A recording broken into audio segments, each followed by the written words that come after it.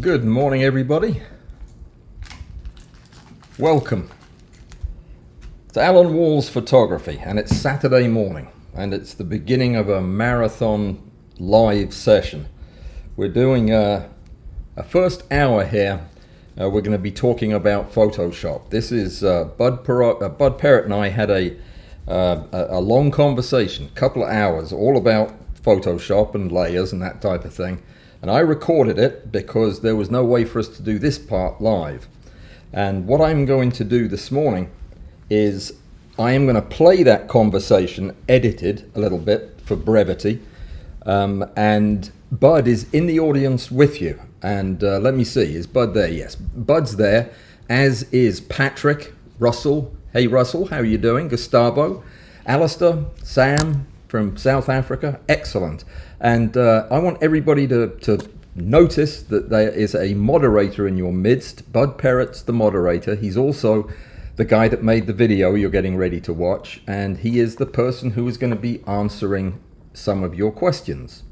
And Amy is here. Good morning, Amy. I'm glad you made it.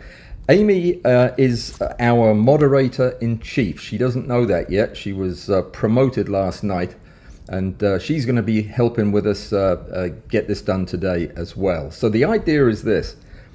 We have a master class in stereo photography coming up at noon today with our special guest, Rick Littlefield from Zerine Systems. And that's going to be just way over my head. This, on the other hand, is down to earth. This is the beginning of your Photoshop career. If you have just started doing macro, you haven't messed around with Photoshop very much, this is something that I think you're going to want to watch. So today what we're going to do is start at the very, very beginning and get right into the conversation that Bud and I had. If you have a question, please do the usual thing and either highlight my name, follow Amy's directions, do what Bud says, or put a question mark in front of your question. In fact, I think the best thing is just do whatever Amy and Bud tell you to do.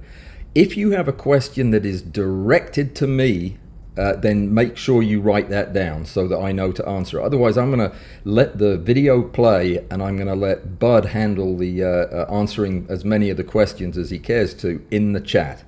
Any questions, anybody? Let me see. I don't think so. Lots of hellos. Hey, Jez. Hey, Andrew. Glad you made it. Allan, good to have you back, sir, my friend. It's a nice Saturday morning in our neighborhood, is it not?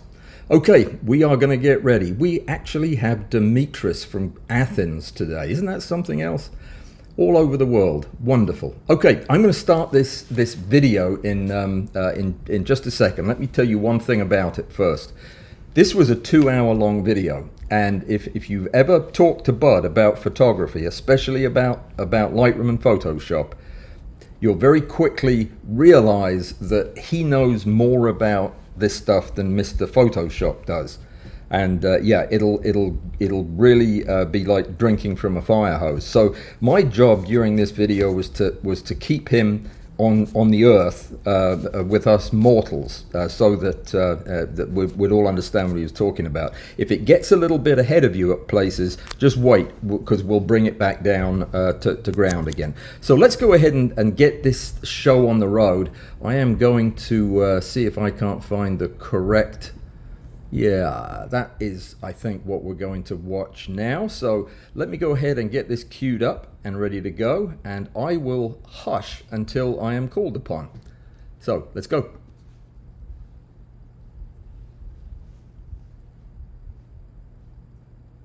What we're going to do today is everybody knows Bud. Bud was on with us the first time when we talked a lot about some advanced stuff.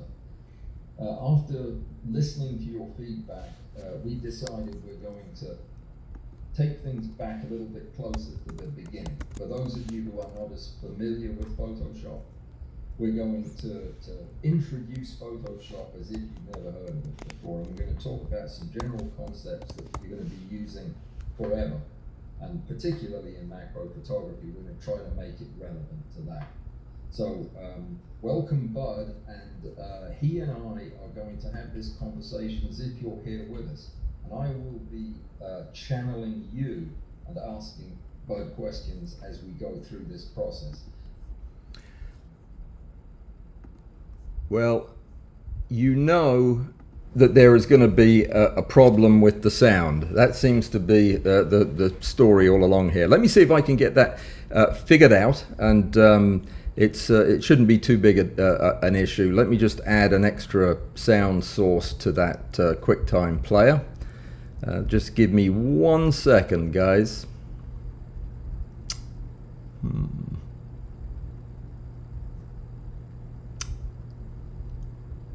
This worked just fine last night. Of course it would, wouldn't it?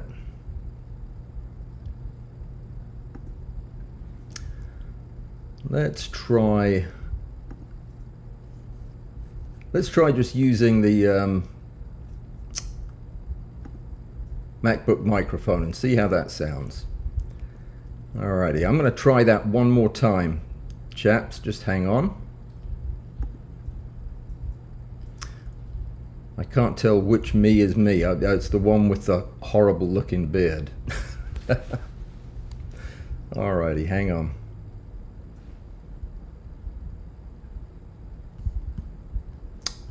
Okay, let's try that again. So bear with us, because this is an experiment. We haven't done a telepathic live stream before. So Bud, welcome, and thanks for doing this and getting this thing on the road. I'm hopeful that this will be the formula that works for everybody, but it's I think a good next step. So you ready? You ready to talk layers? Give it a shot. All right. Well, I'll tell you what. Why don't, seeing as this is all Photoshop and you're going to be doing the demonstrating, let me give you the share screen thing. If you want to pull it over to you and put us on Photoshop, we're all ears. Tell us about what is a layer and why do we care? Let me get out of this first. And let's just try this one. I recognize that. I'm trying to see. Can you see anything around my cursor? No, there's a big white circle, though. It's very clear. Okay. Yeah, that's a new feature that Photoshop offers for the cursors. You can put it on extra bold now. And it makes okay. Okay.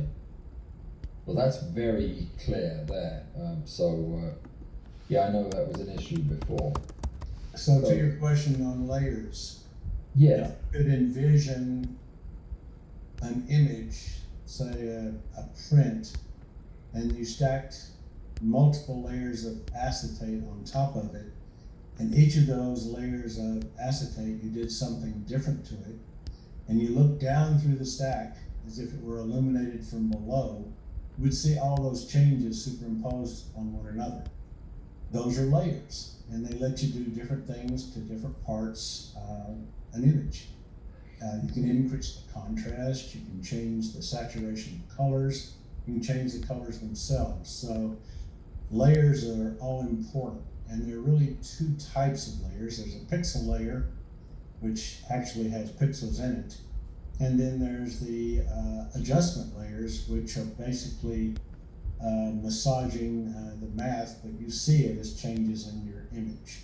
All right, so is what we're looking at now one layer? This is one layer. Okay, and what can we do to this background layer? So if we wanted to change something on it, if we wanted to brighten it, say, could we do that on this layer? Not until you unlocked it. If you follow my cursor, you see this lock? Yeah. If you unlock that, then it's treated like any other layer, but it changes its name from background. Okay. My suggestion is you don't mess with this layer, that you duplicate it, because many actions, which you'll learn about later, depend on a background named layer. Okay, so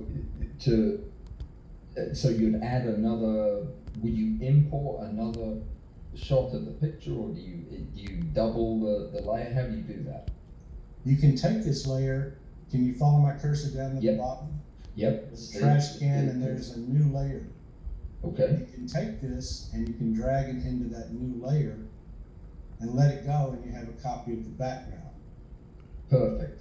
And the other option is a keyboard shortcut, I guess, Command J. Command J is what I use, yes. If you have a layer highlighted, imagine this is the first piece of acetate on top of your picture. By acetate, you just mean a transparent? Yes. sheet? Okay. Yes. So if I hit the trash can with this highlighted, you see how you can change the highlighting of the layers? Uh-huh. So if I hit the trash can, it throws it away. Okay. Is that called the active layer, or yes, that's the active layer. And so you can drag it to the trash can, or you can just highlight it and click the trash can, which I find easier. Okay. But the Command J, this will be the command or control on the PC, and the J gives us the layer. It's called layer 1 instead of, as you saw before, background copy. That's just because of the way you duplicated it. Exactly. Okay. Okay. So this layer, then I'm going to turn this one off because we don't need it. All it is a safety valve. In case we botch something, we've always got our background layer to come back and repair or start over. You said at the beginning there are layers with pixels and layers that change pixels or adjust pixels. Is there a way for you to look at a layer and know whether or not it's a pixel containing layer or an adjustment layer? Got.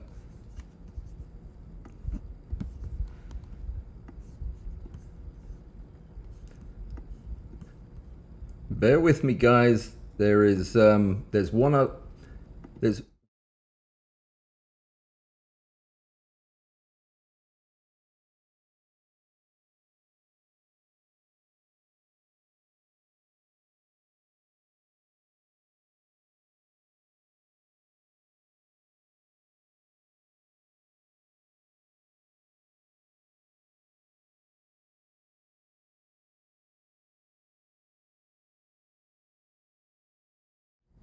fingers crossed. I'm going to resize that window in just a second, but let me try playing it. What we're going to do today is everybody knows Bud. Bud was on with us back to the beginning. the first time when we talked a lot about some advanced stuff.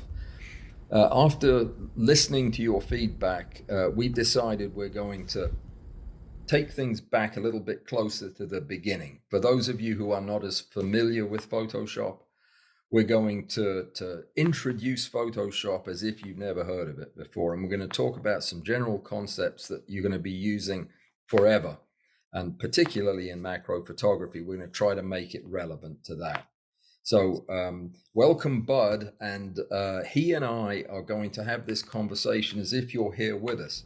And I will be channeling you and asking Bud questions as we go through this process.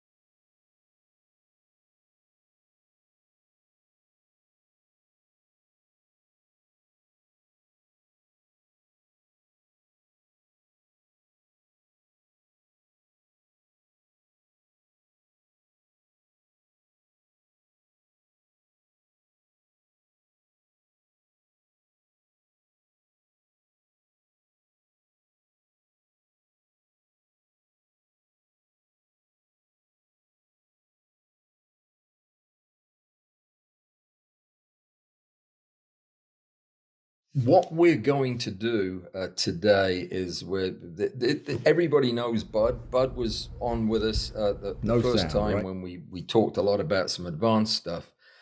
After listening to your feedback, we've decided we're going to take things back a little bit closer to the beginning. Yeah. Yeah, Bill. What we're going to do Bad timing. today is everybody.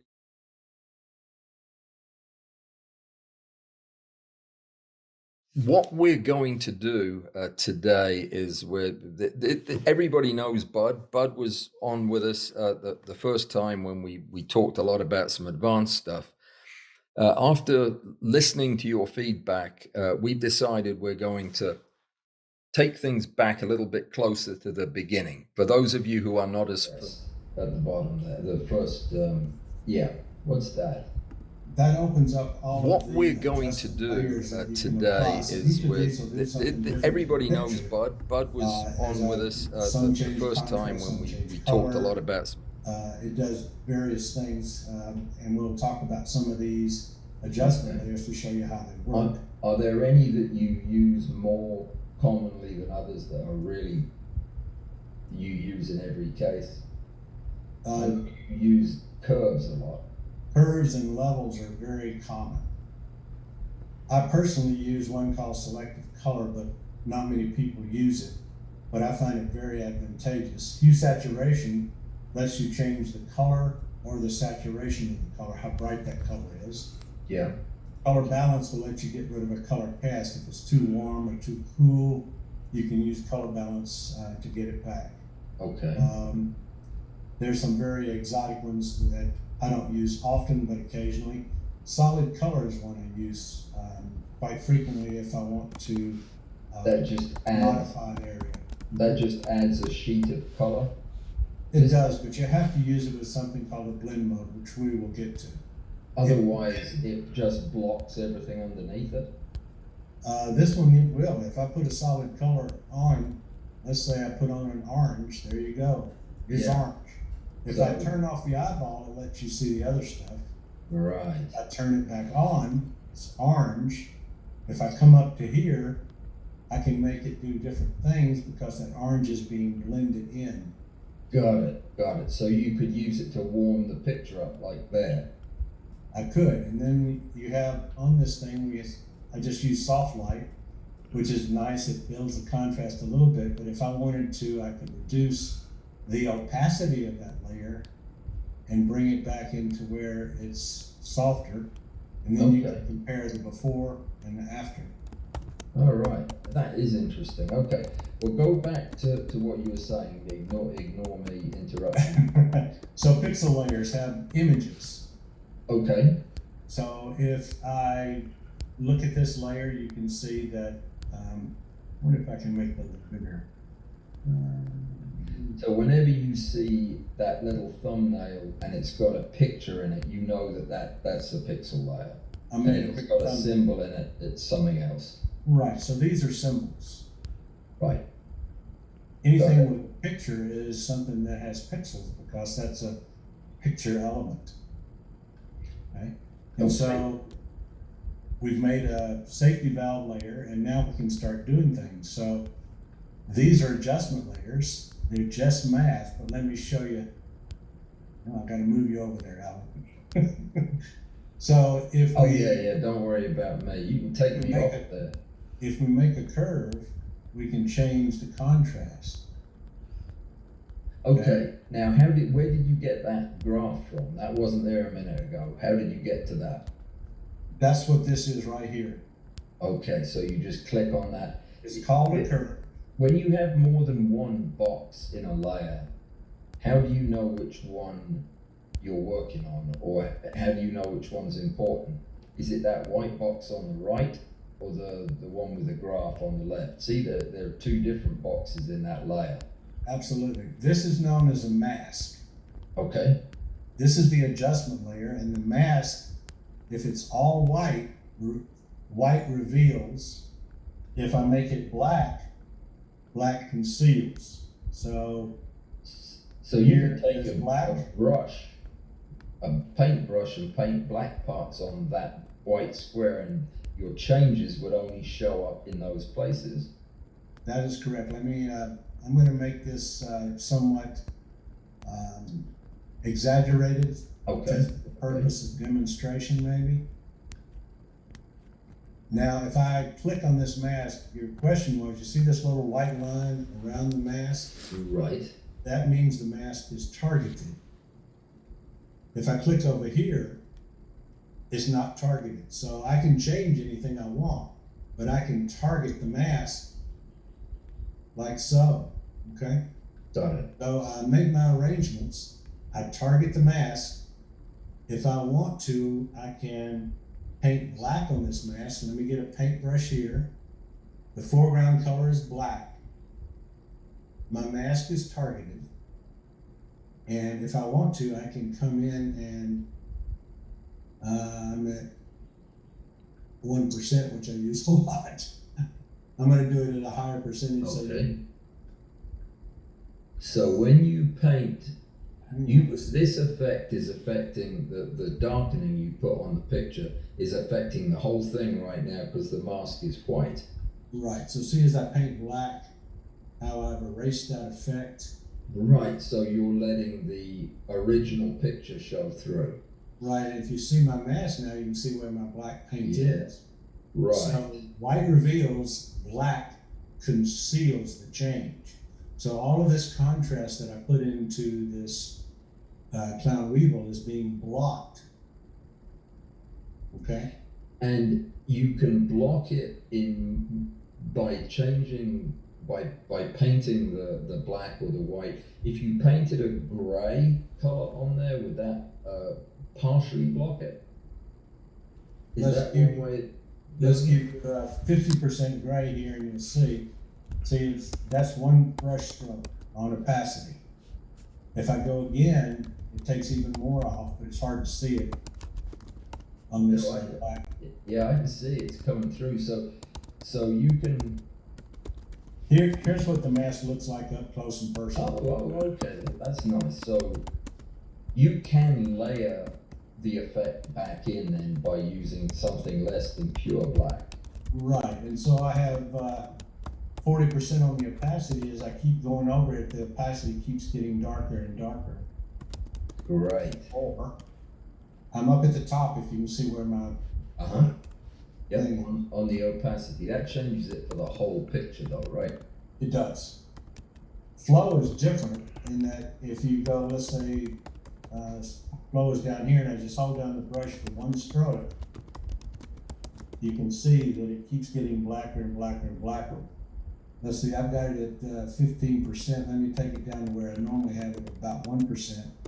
And you can see that here's my flow, but as I keep going over it, Yeah. it keeps building up because it's continually flowing, whereas opacity is like a limit. You can put down 10%, the next for 10%, then the next 10%, and it just depends on your style as to what you want to do. Yeah, that's nice. I use the same technique. So I'm going to put this one back. Now let me ask you a question. You just painted that mask onto that particular effect. Does that mask block effects that you're going to put in layers above that, or is this mask only specific for this effect on this layer? It's only on this layer. And in other words, if I want this area to be, let me do something different here. But if you put a mask on a pixel layer and block part of that picture out, that would block out the things underneath it, right? Absolutely. For instance, if I put a mask on this layer, Right. and then I painted black on it, what's going to happen? You're going to see transparency all the way to the back of the canvas, just the black and white. Yeah, there you go. So it's all gone when you do that. Now turn on the background layer and it should come back. Got it. Okay, that makes sense. So we'll Command Z our way out of that. Command Z is like the backwards keystrokes. It's the best keystroke in photography, in my opinion. And I think on the PC, if I say command and forget to say control for the PC, forgive me. No. Okay then. I'll hold it against you. I can never remember that it's called control on ordinary computers. Okay, I'm going to enlarge this. I Okay. could fill this with black if I wanted to, but I was going to show you that there is an eraser right here, and that eraser will let you make a bigger brush, and you can erase everything just fine. If I want to erase, say, a flow of 10%, then you can see that it leaves some gray. Right. It's not pure white. So Now, go ahead. how did you get your toolbars on the wrong side of the Photoshop machine? How's that happen? I moved it over. Okay. I'll show you how to do it. You just grab this little thing up here and you can take it wherever you want. Okay, that's interesting. Okay. I like it because, let me get that out of the way. Yeah, you use some other tools too that I guess fit better over there. The TK stuff. Yeah, we'll hopefully get into that one day, because that is like the Super Bowl. Yeah, that's some fancy stuff. I must say. Okay, so what's the limit to how many layers can you have for a single photograph? The limit is how much your computer can hold. If you have a massive hard drive, you can probably do it from now till eternity, as far as I know. Is there any practical limit to do you do everything you do to a photograph on a separate layer? And if so, why? I practice non-destructive editing, which most people have evolved toward. If you do changes to a pixel layer, they're cooked in. If you make a mistake, it's too late. You can go back in history, or you can do something where as you work your way into different image possibilities, you can make snapshots, which will take you back to that point in time. And that's found in the history panel, which I have, you can see layers, channels, and history. Mm-hmm. If I go into history, this is what I've done. But the history is finite. It goes back only so many steps. You, in the preferences, you can tell it how many history states you allow. So if you want 100 history states or 500, it also depends on the speed of your computer and that kind of stuff. So, you know, it's somewhat hardware dependent and how slow or how fast you want to move. But the reason I erased all of this is I wanted to show you what happens if I go back to our bug, which we put a lot of contrast on. Okay. I'm going to click on the mask to target it, and I'm going to invert it with Command or Control I. So now it's black instead of white. So now you also inverted it by pressing the invert button up at the top. Yes. Okay. I mean, in your properties panel. Oh yeah. Yeah, right here. Yeah, right. Okay, that does the same as Control I. I apologize. I've gotten so many used to keystrokes. Oh, yeah, me too. But I know that some people aren't using them just yet. But now, if I paint white on that mask, I'm going to let my changes come through. So now I can take. Have I got it targeted? I do. I don't have white paint. White paint has to be in the foreground. So now when you paint, you can see I can very specifically let it go to where I choose to let it go. So, you know, I can give him a nice. I know we're talking about that. That's nice. I know we're talking about layers, but you said the paintbrush, and I can see where that is in your tools. But how did you change it from black to white? Down here, you can this little arrow on the left. Let me see if I can magnify that. Can you see that? Is it magnified? Yep. And it's not magnified, but I can see it. Well, on my screen it magnifies out. I'm sorry, I don't know how to make it come through, but if you click this, it's the default white-black thing. So if you have this as a color, let's say I've got something out here like this, you know, it's a gray color and I want black to white, I just click that little button. Okay. Black. If I want to reverse them, I use the one just opposite here, and it goes back and forth. Now, you couldn't pick a color by accident to paint in that mask, could you? No, because the mask is black and white. So it's just grayscale. It's grayscale.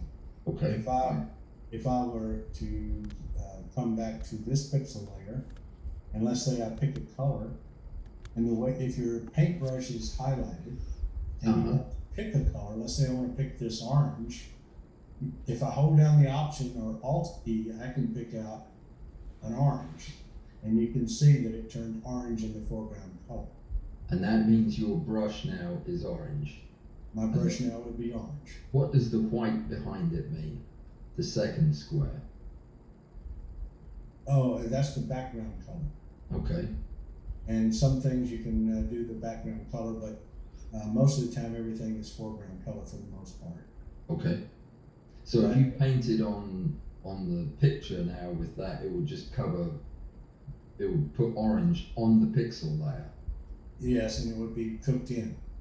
Oh, okay, so you wouldn't want to do that, probably. So the answer, if you want pixels, is to drop down here to the new layer icon, make sure this layer is highlighted because it'll put it right above that layer when you've done it. You put an empty layer up, and now I can paint on that empty layer because it is targeted.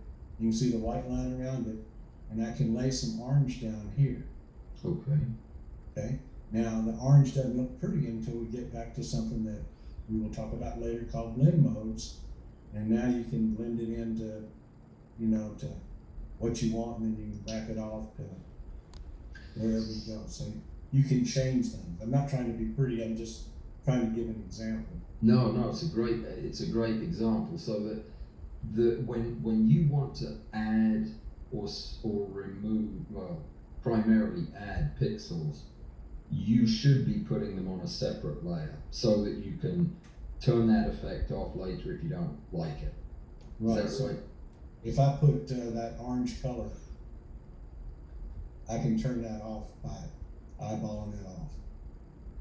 It doesn't hurt anything. I can have 30 more layers, and this one can be off, and it doesn't matter. Now let me ask you a key question here. When you have a picture and you do have 30 layers, and you've been using the layers for all kind of the creative things we're going to be talking about in a minute, how do you know which layer is which? How do you know what each layer does? If you go to the title of this says layer 2. If I double click it, it lets me name it. So I could name this one color. So you name every layer as you go with something that makes sense to you then? I try to, but I'm like everybody else. You get excited with the post-processing and you forget to do it, and then you get lost and you go, man. I don't think I have ever named a layer.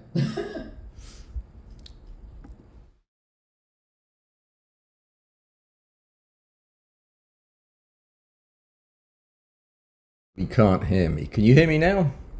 Any better? Okay.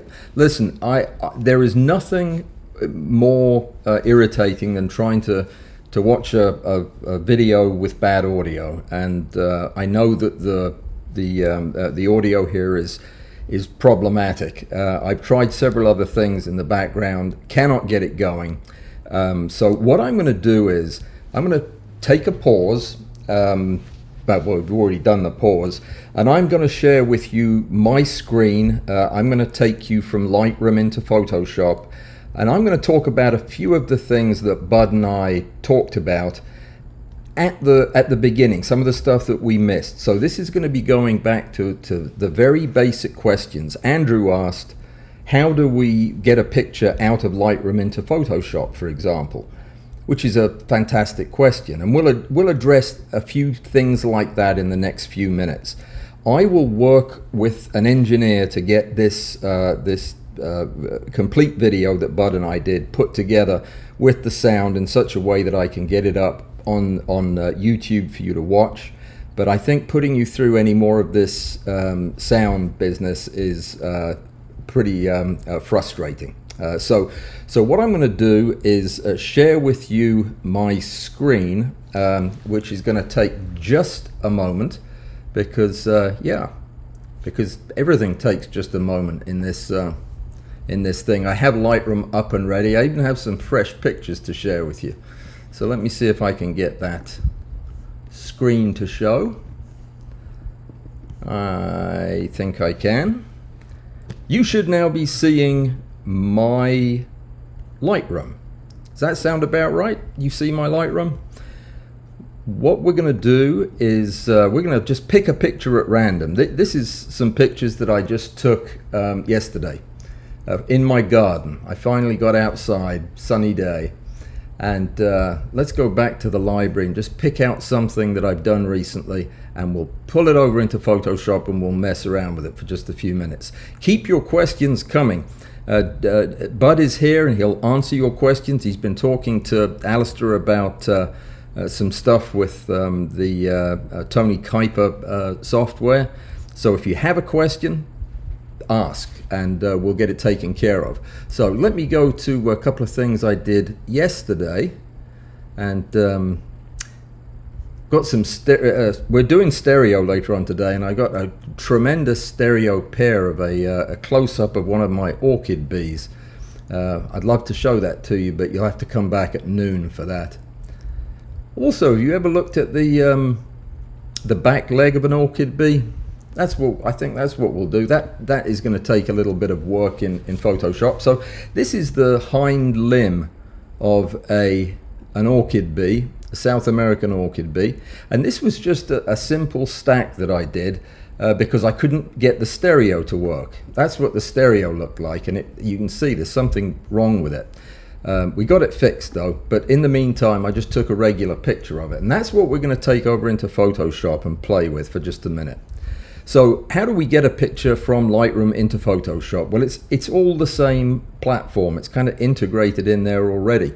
All you have to do is to, if you're in the library, will be, if you just right click on the image that you're interested in editing further and go to Edit in Photoshop 2023, if that's the one you have. And by clicking on it, it'll automatically open Photoshop and pull that image in as a background layer. And this is exactly what Bud was talking about earlier on, that oh dear, I just clicked on the wrong thing. There we go. So we start with a background layer, and we don't ever want to do anything with a background layer, but we don't want to throw it away either. So the first thing that we do is we make a copy of the background layer by hitting Command J is the shortcut, and that makes another copy of it, and it's called layer 1, and it doesn't have a lock on it, which means we can do things to this layer, though we usually won't. We can turn the background layer off. That way it is protected, and if we ever need it, and there are many times you will need it towards the end of an edit when you have to have a background layer that is labeled background layer, this will be here. It's part of the non-destructive workflow that Bud was talking about. So what might we want to do with a picture like this other than possibly throw it away? Well, we might want to clean up the background, get rid of some of this stuff. There are ways we could do that, but we also need to bring up the shadows a little bit and just improve the overall look of the picture. So how can we do that? Well, we can do it by the way Bud's been talking about of creating additional layers and then using layers from the adjustment layer window down here. We can have targeted changes. There's another thing that we can do that you might not be familiar with, but if you want to use the same kind of interface, the same engine that is used to edit your pictures in Lightroom, You can do that just by taking this into Camera Raw, which is the same thing that Lightroom uses to edit your pictures. So you go to Filter, and then go to Camera Raw Filter, and that will open the picture in Camera Raw, and you'll probably recognize a lot of these sliders as the same things you'd see over in Lightroom, so that you can maybe bring up the exposure a little bit, drop a bit of the contrast, pull the highlights down, boost the shadows up so you can see in the nooks and crannies, that type of thing. Maybe move your white point, drop your black point down, whatever suits your tastes for the picture. And then you can add texture, clarity, and get rid of some of the haze in the background. These are all the same things that we talk about in Photoshop, but you can do them in Lightroom, but you can do them in Photoshop just as easily. And it also gives you the opportunity to work with the curve. If you wanted to add a little bit of contrast, you can do that. You can deal with your sharpness and your noise reduction in these windows. Color mixing, color grading, the geometry if you're photographing things like buildings. All of that can be done in here just like it can in Lightroom. And when you're done, you click OK, and it takes you right back to the place you were in Photoshop, ready to begin your edit. Now, there are so many things that we could do, but what do we do? You didn't see the Camera Raw window. I see from Bud. Sorry, Bud. I think that's because I have the I have the window selected, not the whole screen. Okay, well, I don't think I'm going to be able to get that to come back up. So can you see this screen now? Let's do one thing that's fairly dramatic, but it is actually something you may do quite a lot in macro photography, and that is, after all, what we're talking about. How do you replace a background in macro photography? Say that this is our whole subject, and we want something less distracting in the background. I actually kind of like this background, but if we were going to do that, how would we do that? Well, there are several different ways, and I'm going to show you what I think is the easiest way, and it's a great place to start practicing with layers. But if we were to take this first layer that we have, the active one, the background is turned off. If we could select everything that we want in the picture that is not background, then we could select out everything that is background, and then we could possibly replace it. So what we're going to do is use one of the selection tools to select what we want to keep and leave what we don't want unselected. So we're going to go with the easiest one of all, which is the quick selection tool. And this is now, since the last couple of upgrades, has been hooked to a thing called the select subject tool. And this is something that Bud and I were getting ready to talk about in the video. So if you click on select subject, Photoshop will take a guess at what it is you want. And we can then refine that by using this tool, the quick selection tool, which is lit up. Just by taking my pointer, which you can hopefully see on the right, and clicking the mouse and dragging it over the areas that don't have these marching ants on them, I can select them. Now, if I select too much, I can unselect areas by pressing and holding the Option key on a Mac anyway, while painting over the areas, but I'm still selecting all of this. I'll find something I want to unselect in just a second, but so this is a very rough selection, and when Photoshop selects all of this, it's not going to be very pretty, so we're going to have to refine it and clean it up to make it a good way to isolate the background. So we'll just keep on trying to clean it up with little bits and pieces here. We'll add this bottom part of the leg, and all I'm doing is painting over it. Okay, now we just picked up a big island of nothing here that I don't want, so I'm going to hold the Option key, and I just swiped my cursor down to try to eliminate most of that.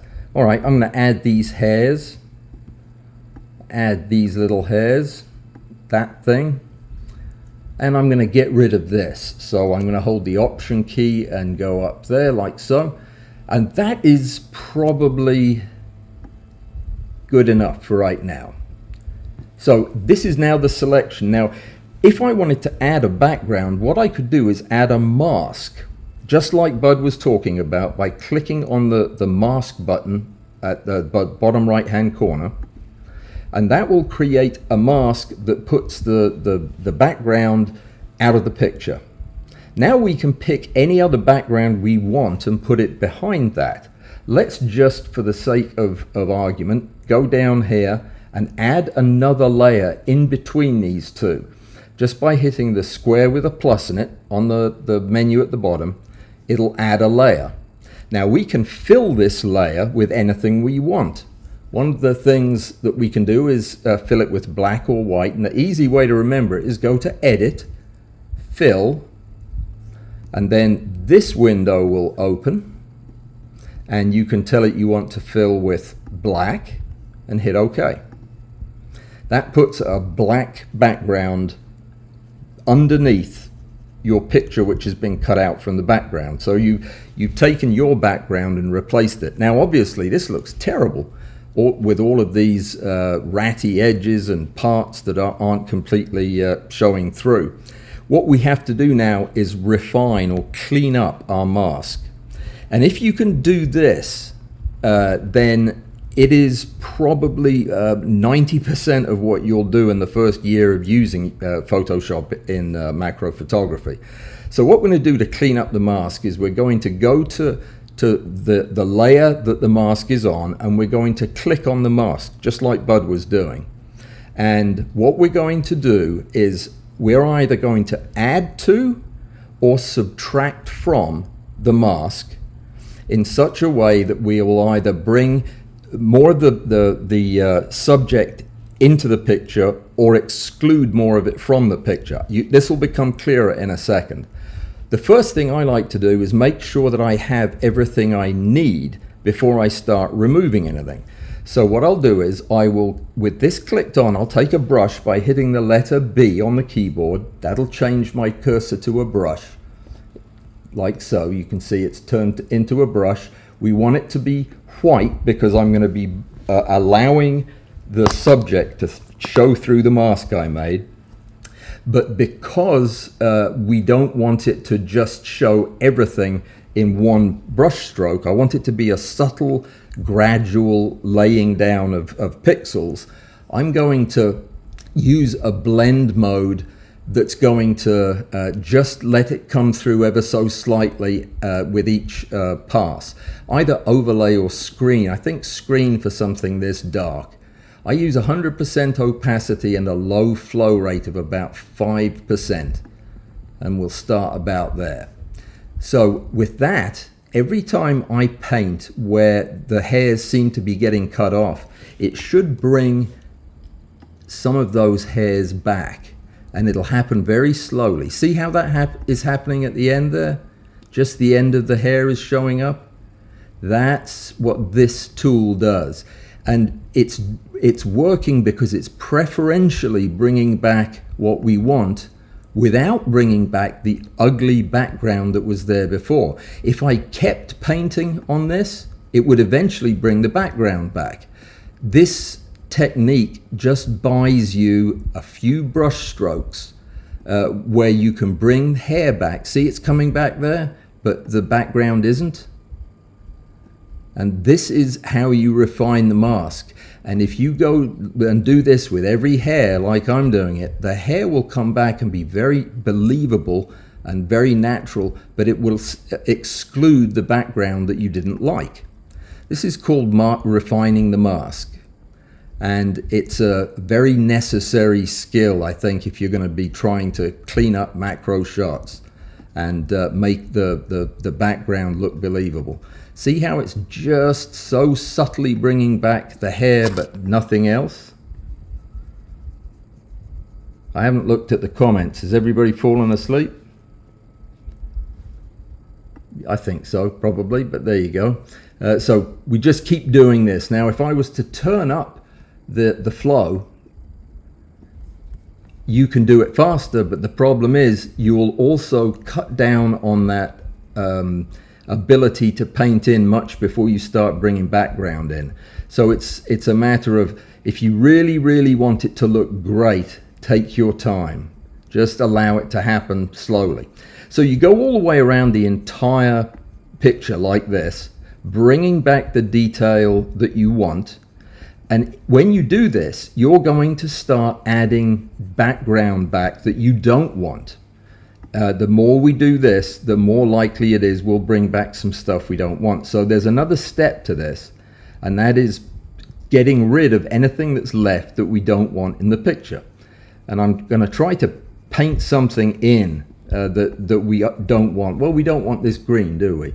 So that'll be something we can get rid of. So I'm going to go up here and I'm going to change my colors now to black. So when we have a black brush, and I can hit X to change the color to black, I also need to change the blend mode to multiply. Multiply is going to mean it has a greater effect on the darker areas. Or is it lighter areas? Lighter areas. So that when I paint with the multiply brush, and I'll also use a low flow and a high opacity, it'll take out the bright colors quicker than it'll take out the dark colors. Just the exact opposite of what we did with the white brush. So as I paint now, I can remove the green from the background and have less of an impact on the white hairs. So it's the slightly darker areas that will be more affected by this, and it's actually going to be close. So I'd probably have to come back and add back these hairs. So what I'll do first is get rid of as much of this green as I can, and then come back with the white brush and add the hairs back. So it's a gradual process of replacing the green with the black background. So Bud has a way of doing this that's more elegant than mine, but I can never remember how he does it, and it involves too many layers for me to keep up with. But when we come back the next time, we'll be learning that way too. So what I'll do is I'll get rid of all of that green, and then we'll pick it one area here, and I'll show you how we bring the hairs back. And there is a way that you can do this using blend modes and a trick called blend if, and we won't be talking about that today. This is very much a beginner's way of doing this. So we've got rid of most of the green here. Let's get rid of the rest of it, and then let's see if we can put these hairs back in without putting the green back in. So we'll switch back to the white brush by hitting X. Brush is now white. We'll switch back to screen, and we'll leave the flow the same. Now, with a little bit of luck, we can bring the hairs back without bringing the green back. Now we're getting some of the green back too. So maybe a different blend mode, lighten, because the hairs are lighter than the green. That might buy us a little time. Yeah, I'm going to have to. Yeah, probably have to actually select this color out using a color select tool. We are 10 minutes from being over, so let's open it up. Case has just joined us from the Netherlands. You missed quite a mess of a live stream, Case, but if you have a question for us, now would be a good time to ask it. So Bud, answer me this if you can type fast enough. How would you get rid of a light green against light hairs like this? How would you protect those hairs? What I'm asking Bud is to tell us how he would use the blend if, which is this panel that you get from double clicking on the layer, It allows us to protect the underlying layer, the lighter of the two layers, by using these sliders. And that's for another day. So what else can I tell you about basic layer use in Photoshop? As Bud was saying, you can add as many layers as you want. You can add empty layers above the one you're on by hitting the plus sign. You can get rid of layers by dragging them to the trash. You can hide layers by turning the eyeball off. You can add an adjustment layer to the layers below it. Say we added a brightness and contrast layer to the top layer here, and then turn the top layer on. It will affect every layer underneath it. As I increase the brightness, everything will increase in brightness. But I can actually link this adjustment layer to this layer below it only. And the way you do that is with this button here that clips this effect to the layer below it, like so. Now, if I turn that off, it doesn't affect the layers beneath it. So that's another thing that you can do with layers. If you use layers correctly, it is how you can do some pretty radical changes to the image without destroying any of the pixels. So you can always go back, and that's what we were getting ready to talk about right as the video wrapped up there. There is a panel up at the top in my toolbar called the History panel, which will allow you to go back something like 50 or 100 steps in your editing process. So you can always go back if you mess something up really bad, which I do all the time. So what else about layers? You can bring in layers of other photographs. You can add layers of color, add layers of effects. Almost anything that you can think of doing, you can do on a separate layer. And Andrew asked, well, what about the tools? And the tools are only important once you understand how you're going to use them on the layers. What you don't ever want to do is the way I started using Photoshop, was to just make a copy of the background and then start editing on the background copy, making doing clone stamping or a healing brush work. If you do that here, it's permanent. Well, it's not really. You can always go back through the history. But Andrew, this one's for you. I'm going to give you this tool for you to practice on until we get to it. The Spot Healing Brush tool, which is the shortcut, is the letter J. When you hit the letter J, your cursor will become a magical remover of spots. So let's turn everything else off for right now. We'll just go with this one layer, and you could take anything you want, any area that you want to get rid of, say that little bit of orange, click on it and it's gone. And you can do that all over the picture, and you can clean up all of the debris that's upsetting you. So there's a freebie for you. Make an extra layer, and then you can go around and clean up all of the spots and things that you don't like because you didn't clean your bug properly. And yeah, that's never a good reason. You can even drag this thing like a paintbrush and it will do sometimes a decent job. So that's a tool to keep in the back pocket. It's kind of like using a clone stamp tool where you let the computer decide what it is you're trying to get rid of. It's much the same thing. It's just pulling in pixels from the surrounding area and taking its best guess. All right, guys. It is just a few minutes from us being done. I want to tell you briefly about what we're getting ready to do over on the Zoom meeting that's coming up. If maybe I could get Amy to Amy's just asked me a question, which I'll get to in a second. Amy, maybe you could pull the invitation for the Zoom meeting that's coming up. It's on it's on Discord and on Patreon, and I can find it here in just a second. But to let people know, if you want to come over to the Zoom meeting, you have to be there in the first 100 people to get in. And Rick and I will be starting that in 1 hour from now at noon Eastern time. So Amy was asking how to use the spot healing non-destructively.